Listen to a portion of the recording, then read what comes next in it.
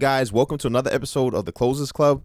I'm here with Collin Bray from Century 21. Collin wears many hats, and we'll get into that.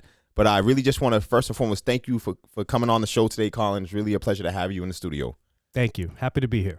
Awesome, man. So I really want to kick it off and talk about the first time I heard of you, Collin, and I think it was in like 2016. So you may not know this, but I kind of dabbled in the luxury real estate space as I was kind of finding my feet in real estate. I was able to sell, one of my buddies referred me to a client. We were able to sell a unit in Clarendon, and we were like, you know what? We got a little taste of it. Let's kind of jump in and see what it's all about. And you know, I ended up finding my niche when it comes to hard money lending. But on that journey, there was a girl who I actually hired an agent. I'm not going to say her name, but I interviewed her, and she asked me, she's like, "Did you ever hear Collin Bray?" I was like, "No, I don't know him." She's like, "He's amazing. So just, oh my gosh," she was just gushing over you. So I'm like, who is this guy? I didn't heard of this guy, and looked you up and saw, man, you were, you know, definitely a heavy hitter out here, man. So I definitely want to let you know, man, your reputation is speaking for itself. And then secondly, you've got a lot of fans in the industry, man. So you're definitely doing something right, because that was one of the few times in my career where, you know, someone I was interviewing was gushing over another agent that I was like, man, maybe she's probably gonna end up leaving here and going to work for Collin anyway. Well, that's obviously humbling. And yeah, geez, we should tell that story to my mom. She'd be very proud. But you know, it shows you like brand, you know, matters, and reputation in this business is critical. It really is. You know, the old saying, like, do good by others on how you want them to do by you. Very true. You know, and sometimes you really only get one chance to make a first impression with people. So I don't know who that person was, but obviously they said some nice things, and it's a really small industry.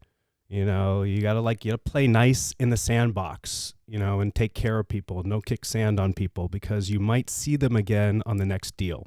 I love it. It's so true, man. And you see that time and time again, where I think a lot of people sometimes are very small-minded and short-sighted, and you know, they're looking to be transactional. But I know you and I both agree, in this business, and any business for that matter, it's a relationship-driven business. And once you kind of make that shift, because I speak to a lot of young entrepreneurs, and it's about money, and all these different things. But ultimately, to get to the greatest part of being in business, you really have to shift to building relationships with people, other industry professionals, customers, clients, and that is really where the longevity begins. Yeah, I couldn't agree more. And you always want to, you know, sharpen your sword. You want to study the market, you know, especially a very specific market. For me, it's downtown Boston, Back Bay, South End, Beacon Hill, live, work, and play. You know, that's been my focus. Love it. And a lot of agents, I think they want to focus everywhere, you know, and I think having a very specific niche over time can help clients really find you rather than you find the clients. Absolutely, man. And I think that's really where, you know, most entrepreneurs need to have the focus on getting to becoming a magnet to attract the business through action, through reputation, through brand building, and all the foundational skills, man. And, you know, with that said, I really want to kind of get to know, like, how did you get into real estate? You know, what was your upbringing like? What's your origin story, Collin? Where did you come from? Way back when I started. No gray hair. I was 19 and a half years old and was encouraged to get my real estate license, which I didn't pass the test my first time. Don't tell anybody. You know, cat's out of the bag. That's right. Now it is, and it's on a live podcast. So, but you know, it shows you that sometimes you got to show up again and again. Right. And if you're committed to something, you have to be relentless. And I wanted to get my license, so I studied and I got back out there. And I was able to pass my test and started in rentals, which is very common as a young agent, because a lot of your friends, you know, they're not buying multi-million-dollar places yet. They're renting first. You're building those relationships to do bigger deals later. I once asked the top producing agent in Boston for some advice. Kind of whispered it. I said, like, how do you do it? Like, what is your secret sauce? And she kind of looked at me. She paused. She smiled. And she goes, as your clients grow, you grow with them. Great advice. Wow. Did you, at that early juncture of your career, did you appreciate it and understand what she was communicating in that moment? No. But what I understood was your first rental client at $2,000 a month might be your $20 million buyer or seller. You know, people level up in life. They get better jobs. They get married. They have families. And as they're improving and changing, you also need to follow them with that journey, which means you need to stay sticky and you have to stay close to them.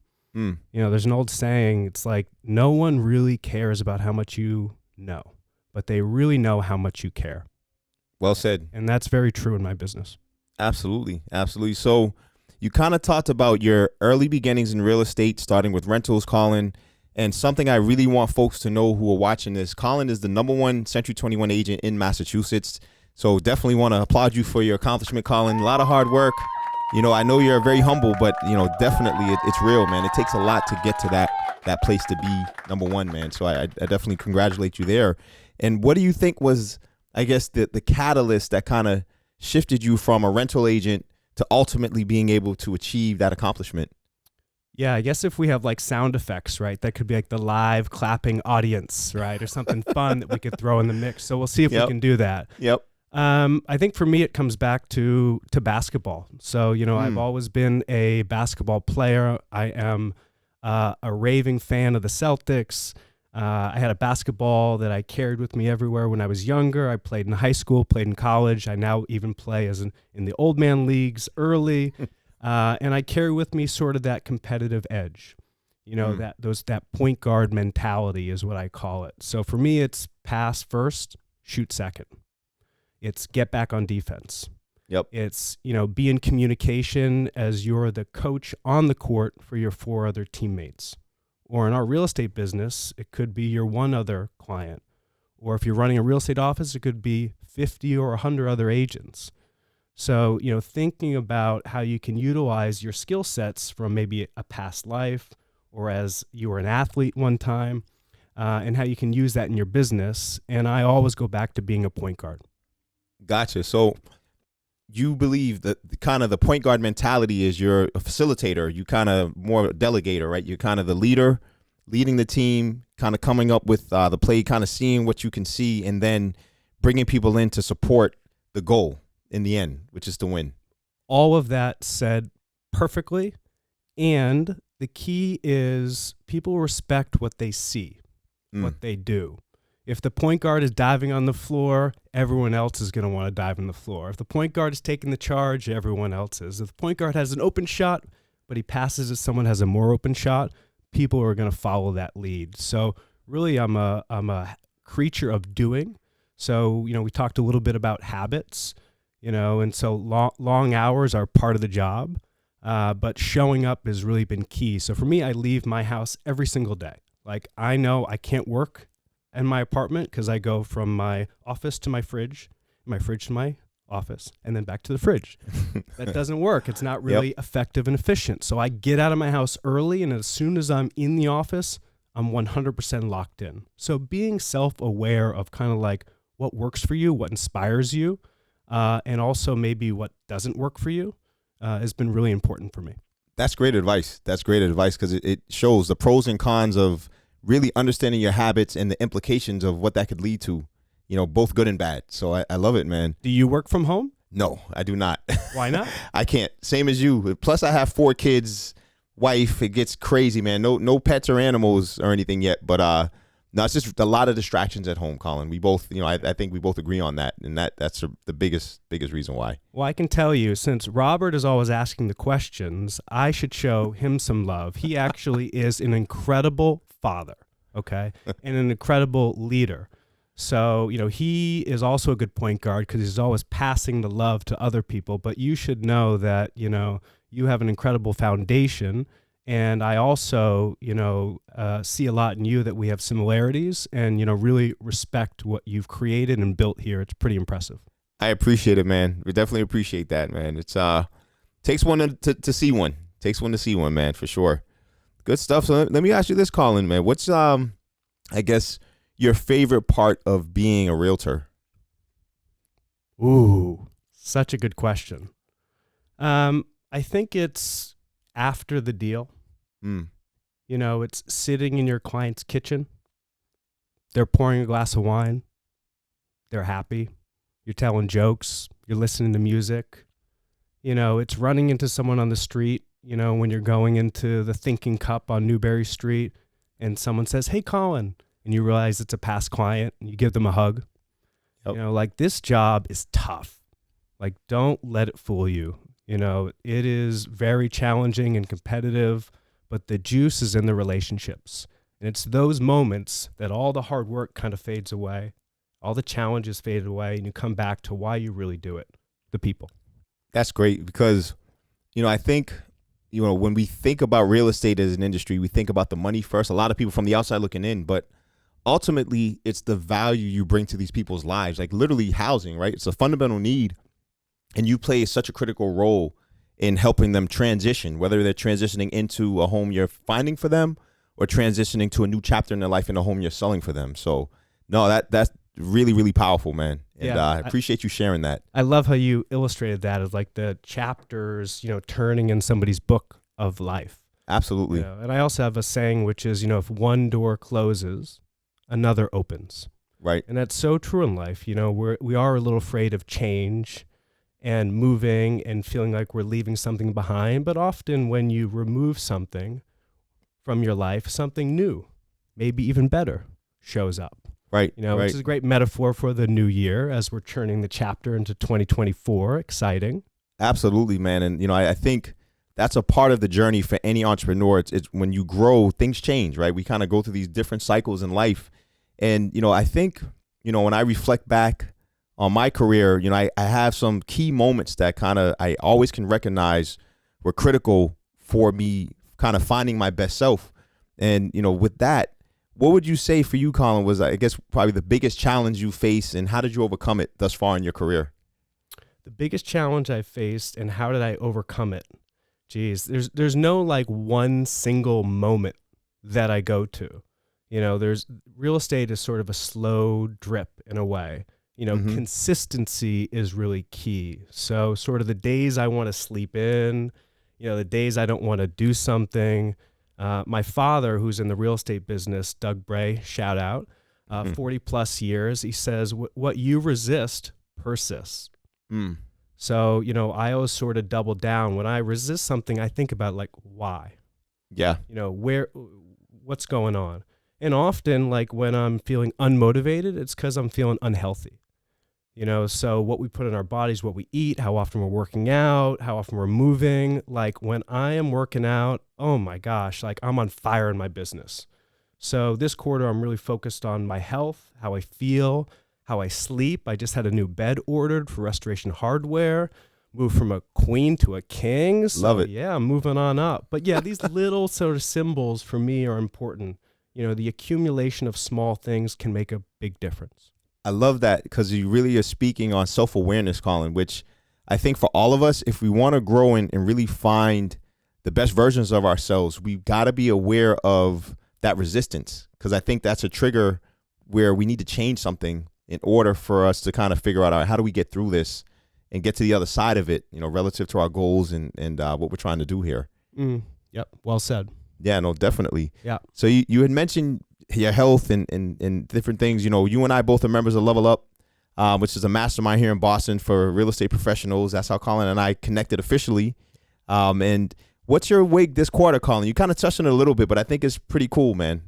Yeah, and for the listeners or viewers, you know, we definitely have to shout out Gaetano Morello, who is the creator of Level Up. He has built this incredible network. It's a community of real estate professionals. We're focused on quarterly goals, networking, supporting each other. So lots of love to him and everyone else who's in the group. And Robert and I, you know, just seem to have a lot in common. We're in that group. And every quarter, you get to set what's called a WIG, wildly important goal. So this quarter, my WIG is no burgers, no booze, no BS. You see, I didn't swear there. I did well, right? Triple B. Triple B. Yeah, so really focused on my health for the next 90 days. And next quarter, it might be something business driven. You know, it's TBD. Right. what is your wig? So this quarter, I really want to focus on my health as well. This is my first health wig. The last few quarters, it was more predicated on, performance as a lender, 10 million originated or 30 million originated. And this quarter, I really got to get back to full mobility. I'm 42 years old now. And, as I'm aging, I'm realizing like flexibility is starting to diminish. And, unless I proactively do something about it, we talk about that resistance. My body is actually resisting certain exercises, certain movements. I need to make sure that I can do those movements without pain. And so this quarter, I'm really focused on a stretching regimen that I believe will get me there. And I'm actually talking to some of the other guys. Logan Cyrus, he's got something he had shared on a call that he's using an app for stretching and things of that nature. So we'll see how it goes. But I'm really blessed and grateful to be a part of Level Up, and met some amazing folks like yourself, man. And it's just really changed my career and even my life. So I'm really grateful for you guys. You're a founding member, correct? I am a OG. He's an OG and my first captain. So I love it, man. I learned a ton from just being able to connect with you there. Thank you. I appreciate that. Yeah. And it's funny, we talked about sports before, history, and you're talking about stretching and mobility. You were a football player. Correct. Right? What was your position? I was a defensive back. Oh. DB, corner at UConn here. Yep. And it was good experience. But as we kind of were talking before we started filming here, we both agreed that historically in college sports, there was not a lot of information out there. There's not a lot of research or technology being implemented into how they were training us relative to both our strength and power and performance, but also our recovery. Kind of like push and pulling. It was all push, push, push. And you made a great point, Collin. There was really not much pulling back. It was just kind of put a Band-Aid on it, get out there and keep going, Yeah, exactly. Here, rub some dirt in it. Right. And get back out there, drink a Gatorade. Right. Yeah, the educational component has definitely changed. Yeah. Significantly. And how do you relate your football college experience to your crowd lending business that you've been so successful with now? How do those compare? How are they connected? Great question. You flipped the script on me, man. I love it. The thing that I take away, so for me, I walked on, right? So I wasn't a kid where anything was handed to me. My high school football coach actually told my best friend, he didn't tell me this to my face. I was the captain of the team, but he told my best friend that he could play D1, but I would never play D1. And so that really motivated me to show him. And not just that, but I actually wanted to do it. I really had a passion to play. And so I ended up, my sophomore, I didn't do my freshman year, my sophomore year, I wanted to get ready for it. I went and tried out, and I made the team. And I think the biggest thing that gives you when you kind of set a goal and you accomplish it, especially when there's doubters and people who you expect to believe in you who don't, but you kind of defy that logic and show them like, no, I'm more than what you think I am. It instills a really deep level of confidence in you that you can really accomplish some great things. And so that's kind of where I'm at in my life today, where I don't limit myself, based on what other people may perceive, other people may think, or other people may say. It's a lot of there's a lot of noise out there, but at the end of the day, like the only thing that matters is you finding a way to push past that and push towards what you're trying to achieve. And so I think early on, from just being able to have the resilience to push through, join the team and become a player, it's like anything in life. Just because you haven't done it doesn't mean you can't. You just have to find a way through whatever obstacles you face to make it happen. And that's really what's been a great support for me to continue to grow my business as a lender out here. Wow. If you're listening, like that is powerful. Like that's a great gem. That's a diamond, what you just shared. Appreciate it, man. It's hard earned, man. I tell a lot of people, some people talk about it, Collin, and we both know, you hear people kind of say all the fancy words, but when you live it, it's just you really understand what it took to get where you are, and you have a good understanding of really where you need to develop to get to where you want to go. Yeah, and there's a few lessons there that, when someone says you can't do something and you're competitive, like you're going to try to prove them wrong. And so instead of seeing that as negative feedback, you see that as a challenge, right? As an opportunity. And also, if you're worthy, if you're worth it, well, then you are. But sometimes you got to prove people, and you got to do that by putting the work in. Correct. If you were a walk-on, that, not all talent is gifted. Sometimes it's earned. And especially in real estate, the same thing. Like some people, they just are great with people. They're just like smooth. Right. They're connected. It just comes naturally. But for many of us, including me, it doesn't. And, you really have to work on your sort of emotional intelligence, how to shut up, ask questions, focus on being present. So, a lot of times I'm looking for the emotion behind the words when I'm meeting with sellers and buyers. There's always a story. And sometimes when there's a couple, there's two stories. Right. And then it gets really interesting and exciting.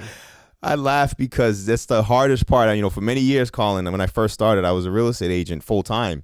And that is the hardest part of the job, I think, is the personalities, especially when you have a wife and a husband or a couple and they want two totally different things.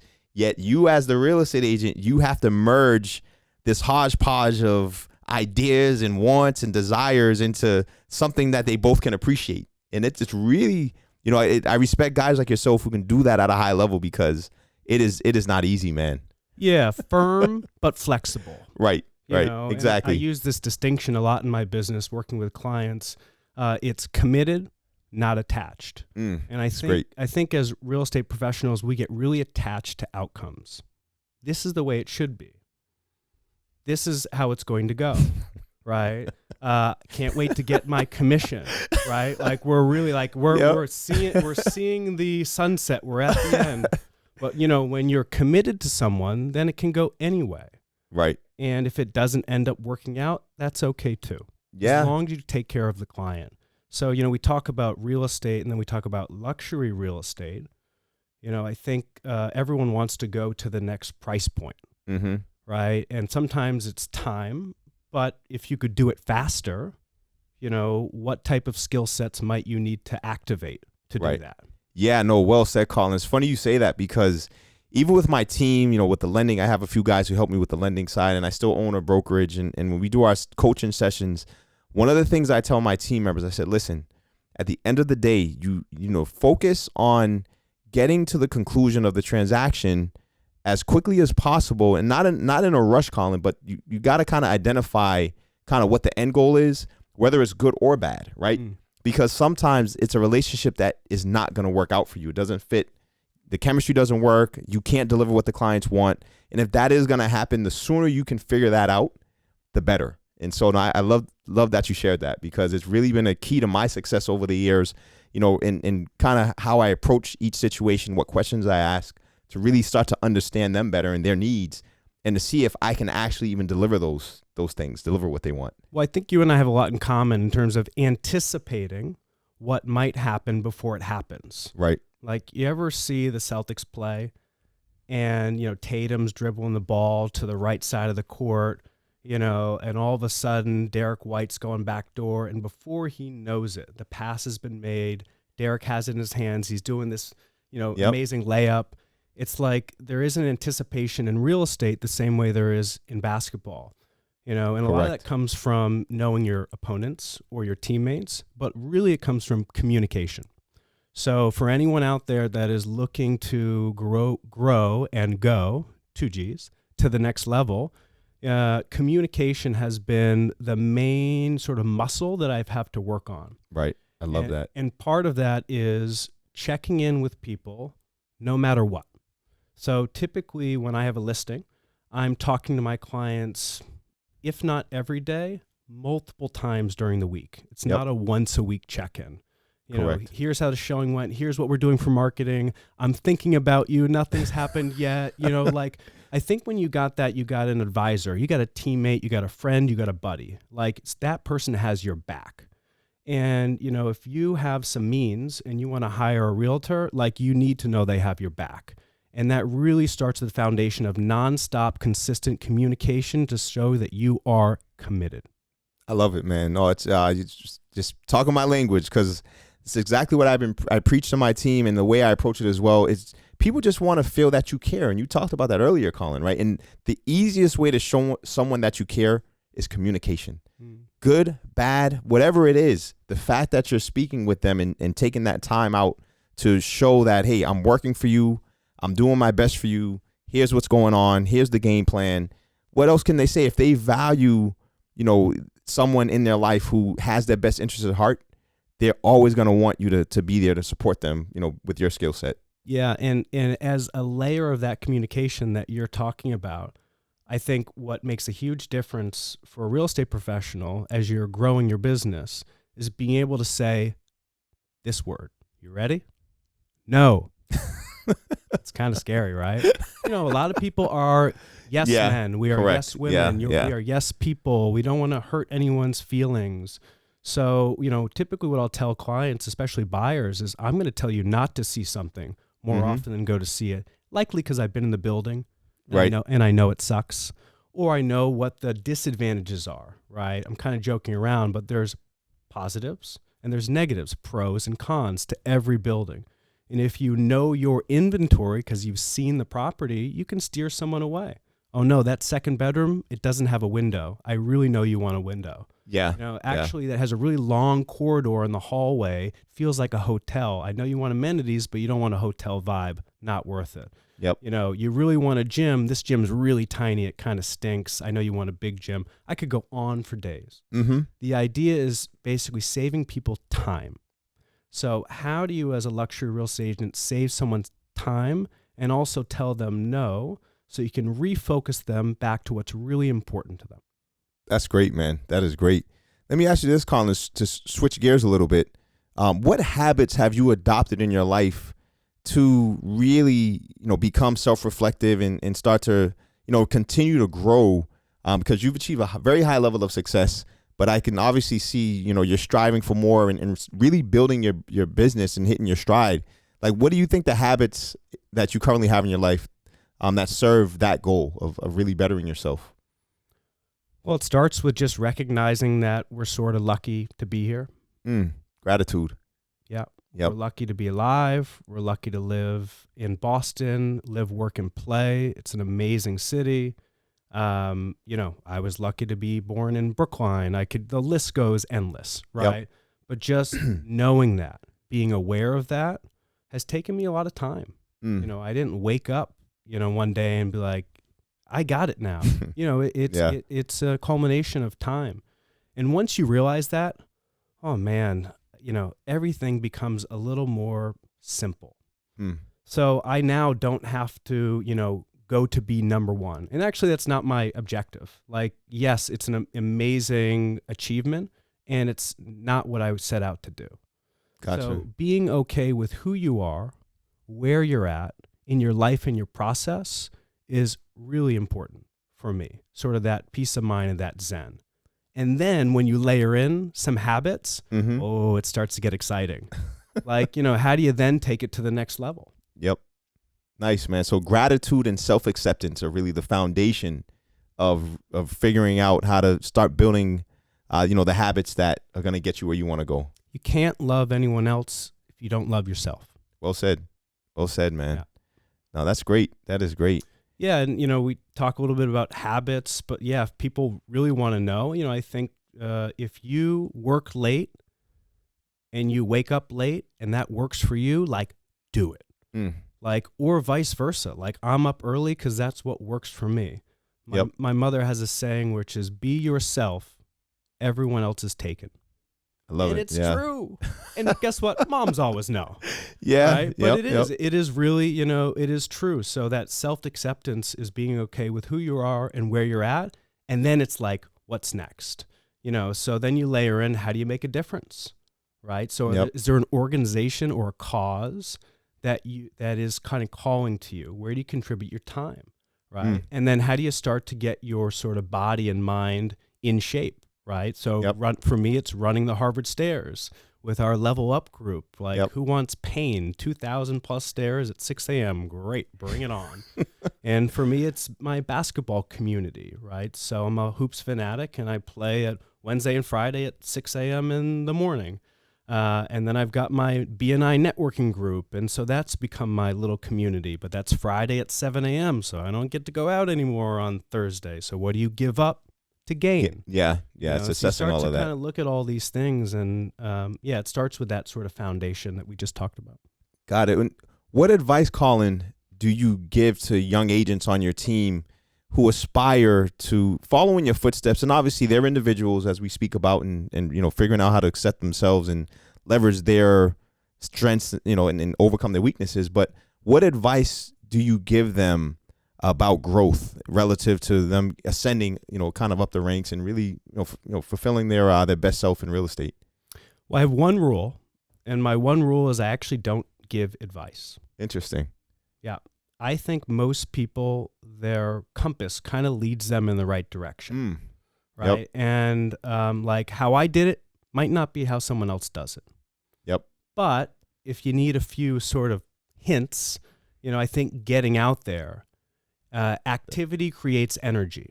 And seeing properties and previewing and knowing the market has always been a catalyst for my business. Like, so if I don't have an open house on Sunday, like I might be out previewing properties for the client that I don't have that I'm manifesting. So when I was just selling, $500,000 to $1 million places, I was previewing $3 million, $4 million, $5 million places. I didn't have a client, but if you can't see and understand the inventory, how could someone ever in the future call you an expert? So that's how you sharpen your sword. That is great. Great. I know you don't give advice, but that's a great coaching process there to kind of let folks know. And it's funny you say that because I remember early on, I used to tell a lot of my team members the same thing. I'm like, guys, get out there and start looking at the inventory. And the other thing that happens from that, Collin, is you meet people, right? I'm sure you've met clients, you meet other realtors, they get to know you. And it just really starts this, self-fulfilling prophecy of becoming ingrained in that community and being able to bring a very high level of value to everyone you come in contact with. Robert just hit a home run, okay, with that. Literally hit a home run. And we're going from basketball to baseball there we to go. Football. It's all sports today. Yep. But yeah, the rapport that you build with other real estate professionals, right. Those relationships are sometimes as important as the client. Absolutely. And there's definitely a trust and a friendliness and a connectivity that the Boston real estate agent community has that nobody knows about unless you access it. And you do that by meeting agents and getting out there. That's when the popcorn starts to really pop. Love it, Collin. So to switch gears again here, what's kind of next for you, man, relative to your bigger picture goals? You kind of talked about some passion projects and things of that nature. Like what's kind of the next chapter look like for you, real estate related or outside of real estate? Ooh, I think I know what you're going to ask me.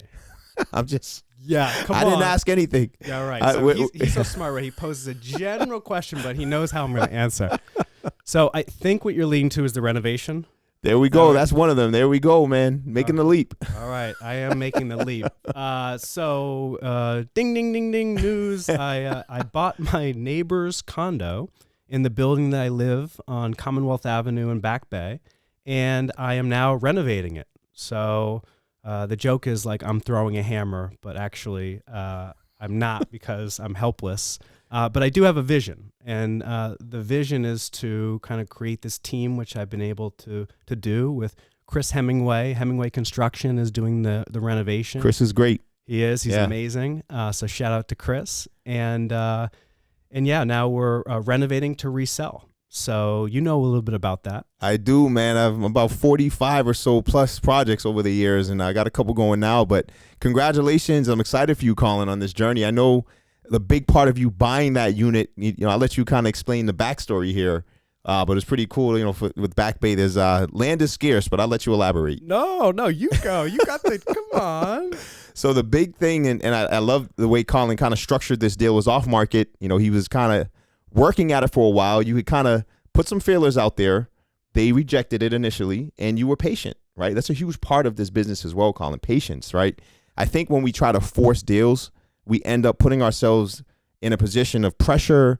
That energy is just not right, and we can make bad decisions. So first, I respect your process of kind of putting the offer out there and kind of letting them test the waters and see what was going to happen. And they came right back to you. But the big thing with that deal is, you're able to now get parking in your building, which in Back Bay, a parking space now, Collin, what do they go for down there? You 150, 200,000 a pop? Few hundred thousand. Few hundred thousand for a parking spot in Back Bay, which is like nuts. I remember when it was 50, 100.